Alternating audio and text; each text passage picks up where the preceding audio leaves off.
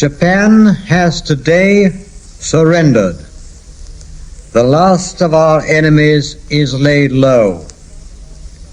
Taking full advantage of surprise and treachery, the Japanese forces quickly overran the territories of ourselves and our allies in the Far East.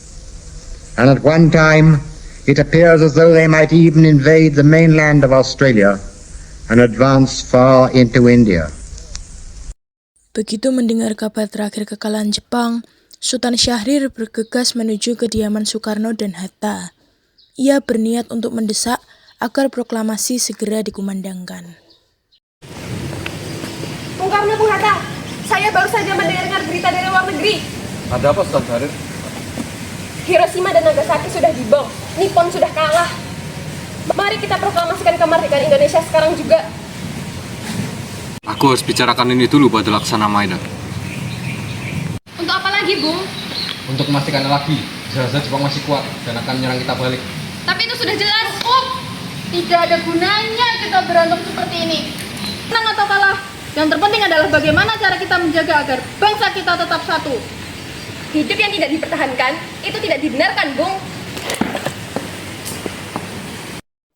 Para pemuda kemudian mengadakan rapat yang dihadiri oleh beberapa golongan muda. Mereka semua sepakat mendesak Soekarno-Hatta untuk segera memproklamasikan kemerdekaan Indonesia.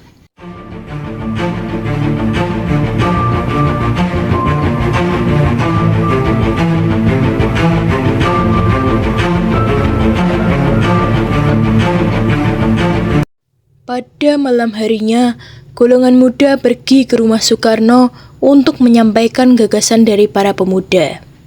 Adu mulut pun tak terhindar. Mereka menuntut agar pengumuman proklamasi dilakukan pada tanggal 16 Agustus 1945. Jika mereka menolak, maka akan terjadi sebuah pergolakan besar. Kita harus memproklamasikan kemerdekaan sekarang kita, Bung. Saya harus mendingannya dengan anggota PPK yang lain. Bersabarlah. Benar, kita harus berdiskusi dulu dengan PPKI, karena PPKI adalah badan yang mengurus kemerdekaan Indonesia. Kalau Bung tetap seperti ini, kami akan apa? Kamu akan membunuhku? Maaf Bung, bukan begitu maksud kami. Kami hanya memperingatkan. Pada tanggal 15 Agustus 1945, para pemuda mendesak golongan tua untuk segera memproklamasikan kemerdekaan Indonesia. Namun, usaha tersebut gagal. Para pemuda lalu melaksanakan pertemuan di Jalan Cikini nomor 71, Jakarta. Mereka lalu sepakat untuk menculik Soekarno-Hatta dan membawa mereka ke Rengas Dengklok. Golongan muda yang dipimpin oleh Soekarni membawa Soekarno dan Hatta ke Rengas Dengklok untuk menjauhkan mereka dari pengaruh Jepang. Atau apa ini? Ayo Bung, ikut kami saja.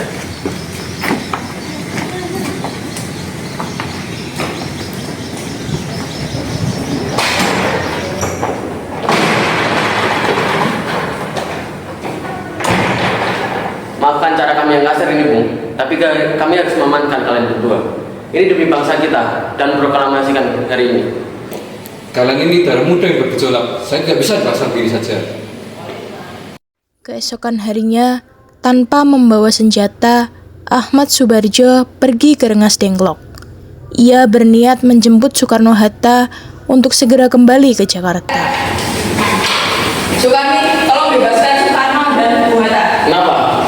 Saya menjamin dengan nyawa sendiri bahwa proklamasi kemerdekaan akan disampaikan besok pada 17 Agustus 1945 di Jakarta. Sekarang kita harus membawa mereka berdua untuk menyusun naskahnya. Baiklah, saya pegang jaminan Anda. Kemudian Soekarno mendatangi markas Jepang dan menagih kemerdekaan Indonesia yang telah Jepang janjikan akan dilakukan pada tanggal 24 Agustus 1945. Pihak Jepang dan Indonesia akhirnya berdebat. Untuk menghindari campur tangan Jepang, pembuatan rumusan proklamasi dilakukan di rumah Laksamana Tadashi Maeda, perwira Jepang yang bersedia membantu Indonesia. Mari kita mulai. Untuk kalimat yang pertama, mari kita gunakan rumusan kami bangsa Indonesia dengan ini menyatakan kemerdekaan. Setuju. Dan untuk lanjutannya, pemindahan kekuasaan, hal-hal yang mengenai pemindahan kekuasaan dan lain-lain diselenggarakan dengan cara seksama dan dalam tempo yang sesingkat-singkatnya. Sempurna. Naskah ini akan diketik oleh saya sendiri.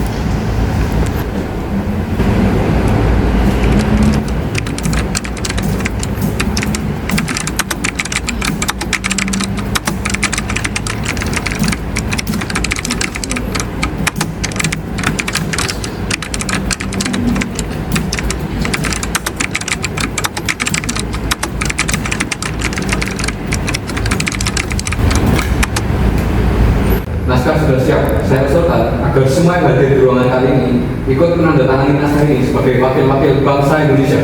Bukan, saya tidak setuju jika naskah ini ditandatangani oleh semua yang hadir di sini, terutama mereka yang bekerja untuk Jepang. Naskah bersejarah ini cukup ditandatangani oleh kalian berdua, Bung Karno dan Bung Hatta, atas nama bangsa Indonesia. Baiklah, jika itu kemauan kalian, saya dan Bu Hatta akan menandatanganinya. Melihat naskah asli proklamasi dibuang, BM Diah bergegas memungut dan menyimpannya. Baginya itu bukan sekedar kertas, melainkan bukti fisik lahirnya sebuah bangsa.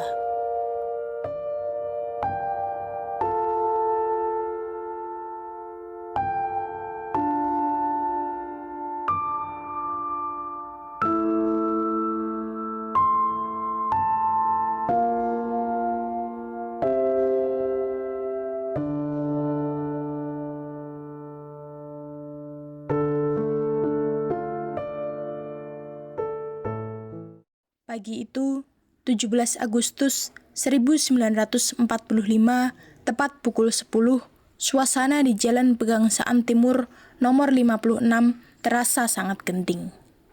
Para pemuda dan pejuang telah bersiaga. Sementara Muwardi bersama barisan pelopor sibuk mengatur barisan untuk memastikan keamanan tetap terjaga.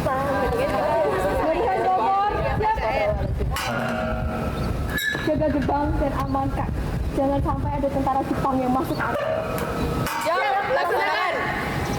Sejarah besar siap tertulis melalui sebuah naskah yang akan mengubah nasib bangsa Indonesia. Proklamasi. Kami, bangsa Indonesia, dengan ini menyatakan kemerdekaan Indonesia. Hal-hal yang mengenai pemindahan kekuasaan dan lain-lain diselenggarakan dengan cara saksama dan dalam tempo yang sesingkat-singkatnya. Jakarta, 17 Agustus 1945, atas nama bangsa Indonesia, Soekarno, Hatta.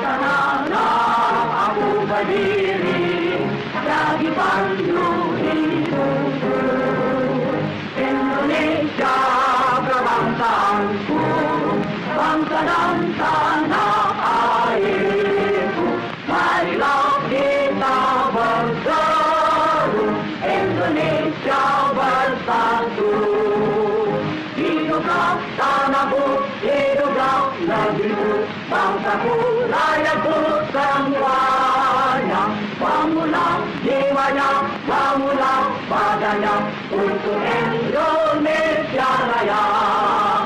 Indonesia Raya, merdeka, merdeka, tanahku negeriku yang ku cinta. Indonesia Raya, merdeka, merdeka.